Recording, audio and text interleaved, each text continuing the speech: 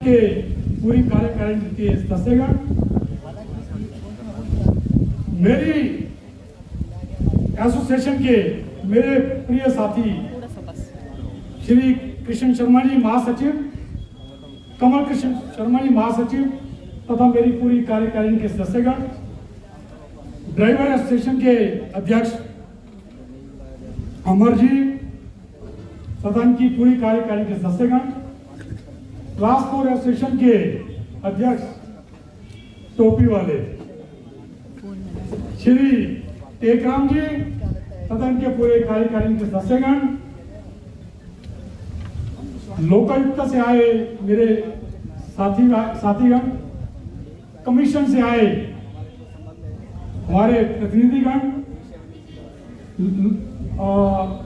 Governor house से आए प्रतिनिधिगण, state office से आए प्रतिनिधिगण, प्रोटोकॉल से आए प्रतिनिधिगण, हमारे रिटायर्ड एसोसिएशन के जो प्रेसिडेंट है श्री आत्माराम जी तथा उनके पूरे कार्यकारिणी सदस्यगण,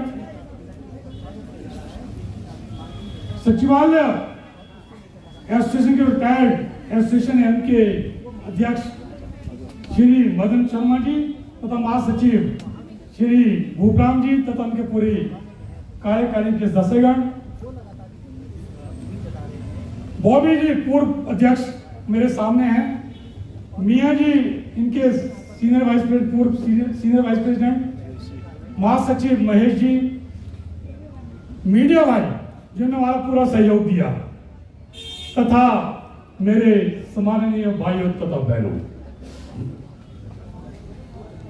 एक गाना था, बहुत प्रसिद्ध गाना, किताबें बहुत सी पढ़ी होगी तुमने मगर कोई चेहरा भी तुमने पढ़ा है।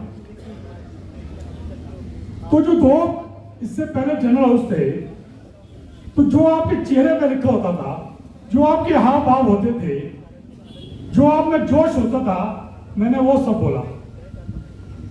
लेकिन आज मैं आपके चेहरे को पढ़ रहा हूं, ना तो वो हाव भाव है, ना वो जोश है, ना वो जनता है, तो भैया मेरे अंदर कहां से जोश आएगा। हमने लड़ाई लड़ी, आप लोगों ने कहा कि देखिए बहुत सारे मुद्दे हैं, हमें डीए नहीं मिल रहा है, एरियर नहीं मिल रहा है, हमारे यहाँ छोटे छोटे हमारी मांगे हैं वो पूरी नहीं हो रही है, तो आप बाहर आइए, बाहर आइए। आप, मैं ऑफिस आता था तो यहां लोग आप मुझे घेर लेते थे, कमरे में जाता था तो वहां मेरा साथी मेरे पास आ जाते थे, गुरुजी कहाँ है आज गुरुजी भैया, बोलते थे गुरुजी क्या कर रहे आप, करो ना कुछ प्रधान जी, करो ना कुछ, करो ना कुछ। मुझे मालूम था कि अगर हम बाहर आ गए तो अंदर आना भी बहुत मुश्किल हो सकता था, क्योंकि एक असमंजस था कि हम जो लड़ाई लड़ेंगे क्या आप उसमें विजय पाएंगे कि नहीं पाएंगे। लेकिन मैं आभारी हूं आप सबका, सर्वप्रथम अपने पूरे सचिवालय के अधिकारी और कर्मचारी साथियों का, कि आपने पूरा साथ निभाया, और आपके साथ साथ प्रदेश के पूरे कर्मचारियों का तथा प्रदेश के पूरे पेंशनर्स का, जिन्होंने हमारे इस आंदोलन में हमारा भरपूर साथ दिया।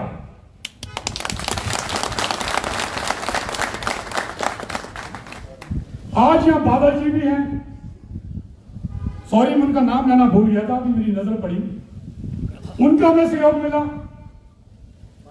कम्युनिस्ट का हमें सहयोग मिला, पेंशनर्स का हमें सहयोग मिला, और तो और ये पहली बार हुआ होगा हिमाचल प्रदेश के इतिहास में जब एक आम जनमानस का भी कर्मचारी को सहयोग मिला। आज अगर ये 4% महंगाई भत्ता में मिला है ना, ये इसी का परिणाम है।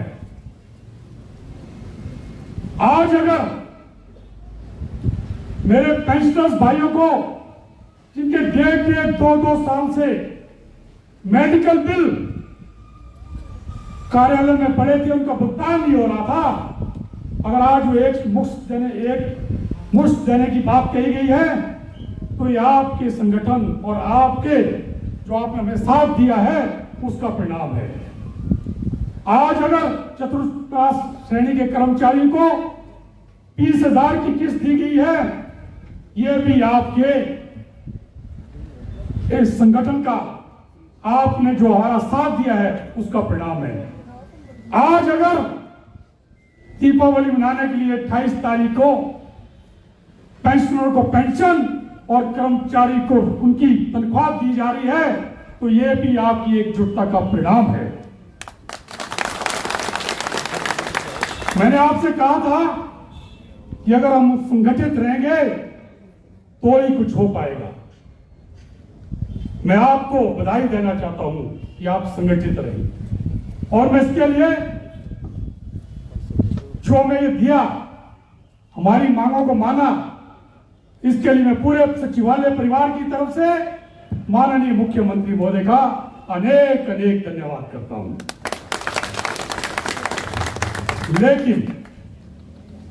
लेकिन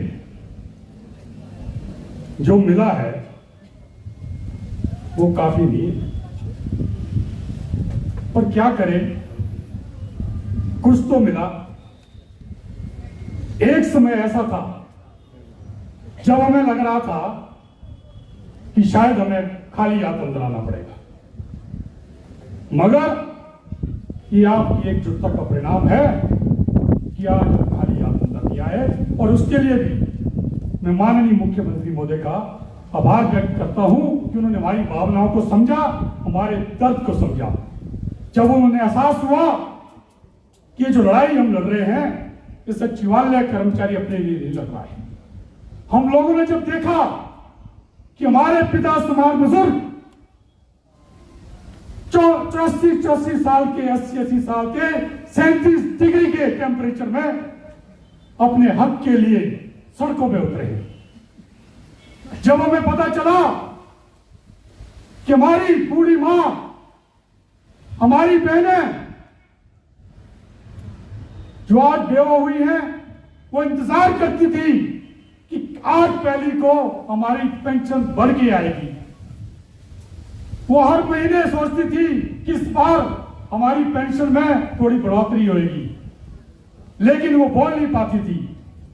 हमने यहां से आवाज उठाई, पर ये आवाज सचिवालय की न रह के पूरे प्रदेश के कर्मचारियों की, पूरे प्रदेश के पेंशनरों की आवाज बनी, जिसमें हमें आम जनमानस का भी सहयोग मिला।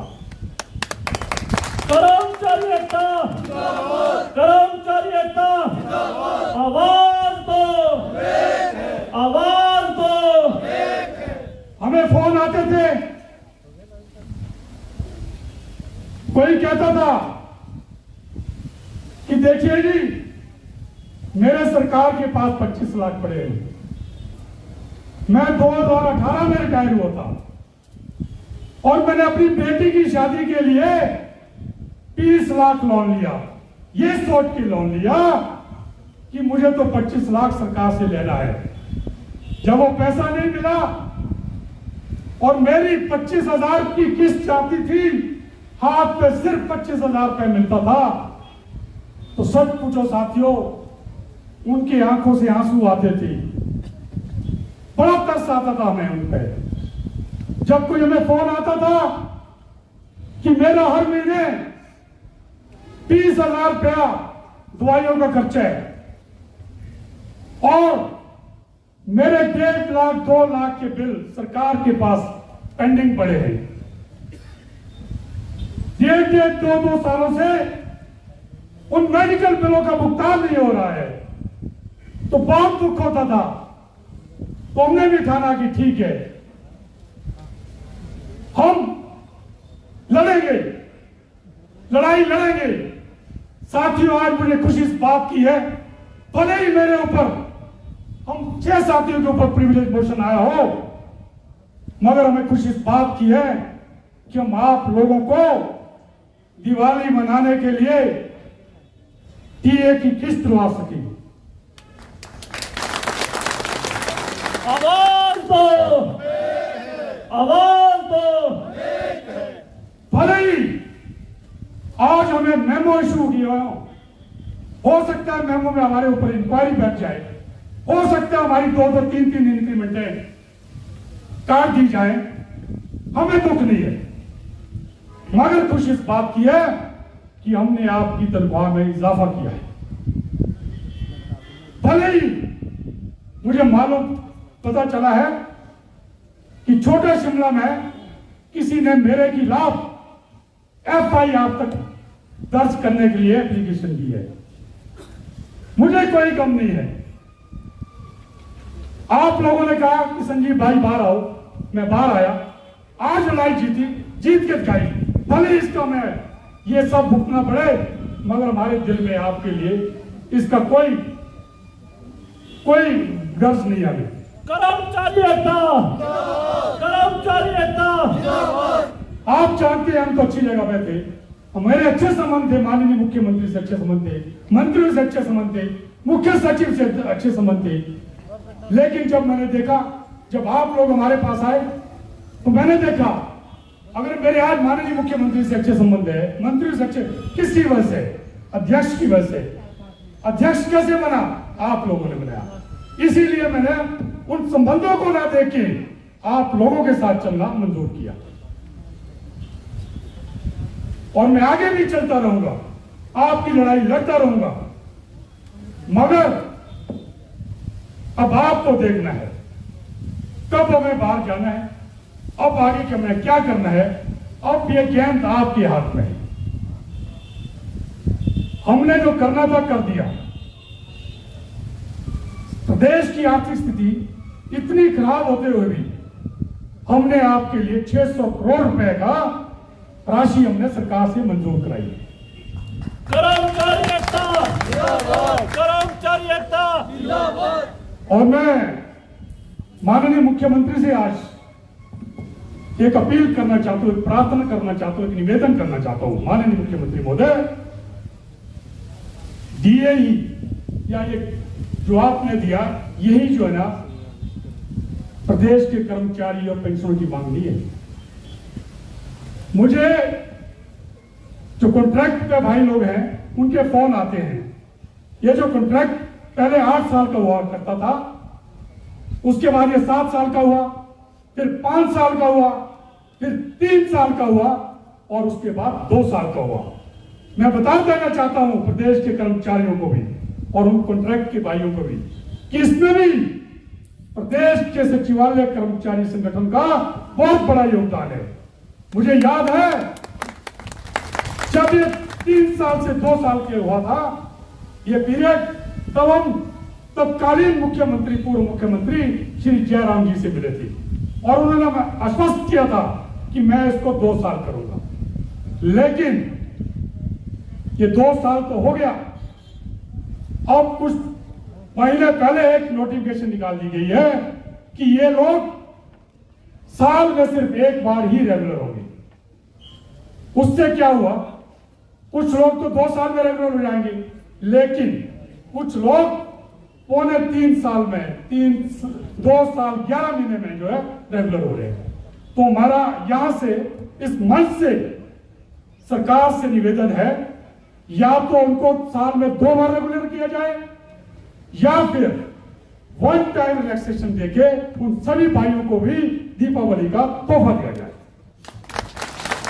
कर्मचारी एकता जिंदाबाद, कर्मचारी एकता जिंदाबाद। इसी तरह आउटसोर्स के कर्मचारी हैं, उनके फोन आते थे। कुछ कर्मचारी कंपैशनेट नोट पर लगने थे, 5-6 हजार एम्प्लॉय वो भी हैं। तो हमने उनकी मांगों को भी सुना और हमें उम्मीद है कि बहुत जल्द हमारी मीटिंग जो है मुख्य सचिव के महोदय के साथ होने वाली है। जितने भी ये छोटे मोटे इश्यूज हैं, जो भी और डिमांड्स है, ये मुझे पूरी उम्मीद है कि उस मीटिंग में रिजॉल्व कर दी जाएगी। जहां तक आपके एरियर की बात है, डीए एरियर हमारा 1/7/2022 से 21 महीने का डीए एरियर हमारा सरकार के पास है। 16 से 2022 के बीच जो कर्मचारी रिटायर हुए हैं उनका लाखों रुपए अभी सरकार के पास है। और जो अभी 1/1/2023 से जो सरकार ने हमें दिया है 4%, हमारा आग्रह रहेगा कि इसका जो एरियर है वो भी एक साथ 28 तारीख को रिलीज कर दिया जाए। साथियों,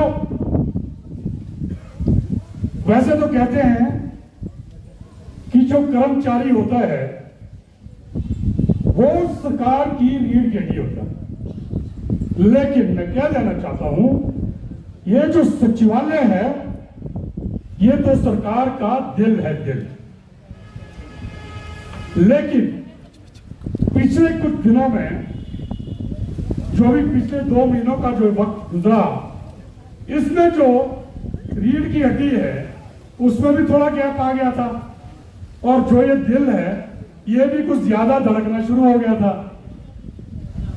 मगर कभी आपने सोचा कि ये सब परिस्थितियां क्यों हुई? मेरा तो मानना है, मैं इस मंच से क्या कहना चाहता हूं कि सरकार के पास ना स्पेशलिस्ट की कमी है। अगर कोई स्पेशलिस्ट होता, ना तो इस रीढ़ की हड्डी में गैप आता, ना ये सचिवालय के जो सरकार का दिल होता है ये दिल तेज धड़कता, मगर देर आए दुरुस्त आए। वैसे तो मुझे लग रहा है इस बार भी माननीय मुख्यमंत्री महोदय ने व्यवस्था परिवर्तन का एक और उदाहरण पेश किया है। पहले व्यवस्था हुआ करती थी कि जब सरकार और कर्मचारी के बीच गतिरोध होता था, यहां पुराने लीडर हैं, तो क्या होता था? टेबल टॉक होती थी, सरकार जो है कर्मचारी को बुलाते थे और टेबल टॉक होती थी। उस टेबल टॉक में नेगोशिएशन होती थी।